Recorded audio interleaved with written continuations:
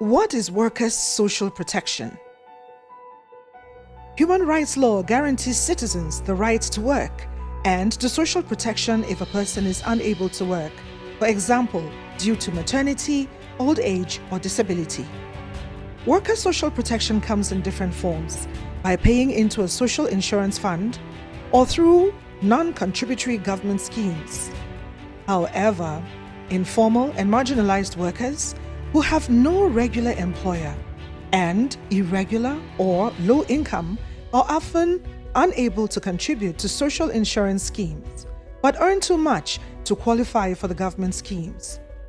As a result, they are excluded, even though social protection is a fundamental human right.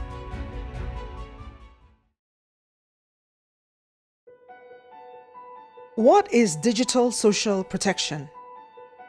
Social protection schemes are being digitalized, allowing workers to register with schemes, pay their contributions, receive payments, and correct any errors with social insurance schemes via their mobile phones or computers. This is a more convenient way of managing social protection for workers who have smartphones, internet connectivity, and digital literacy, but can further exclude or disadvantage those who do not. Exclusion is one example of the digital rights issues that affect workers' access to entitlements and freedoms.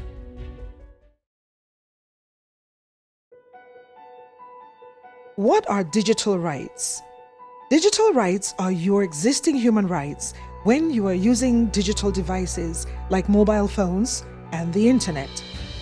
All of your existing human rights apply equally when you are online. For example, you have the right to privacy when instant messaging or sharing information with an online service provider, and you have the right to freedom of assembly and speech when using social media. Protecting digital rights is important because our social, economic, and political life is increasingly conducted online, where we face new risks such as surveillance, disinformation, scammers, and algorithmic discrimination. What are the digital rights issues when social protection is digitalized? Moving social protection systems online can affect workers' access to entitlements and freedoms, raising digital rights issues. For example, exclusion.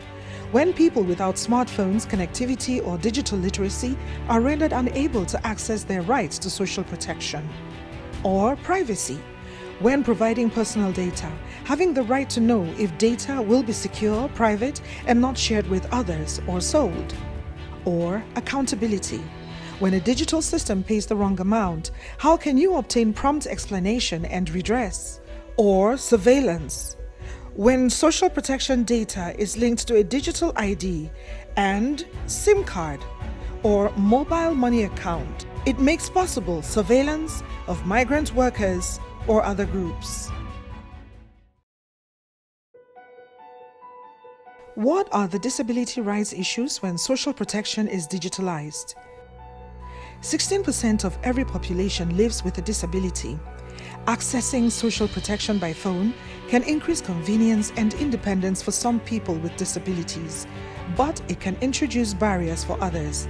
For example, if registration requires fingerprint scanning, amputees are excluded, or where iris scanning is required, people with cataracts are excluded.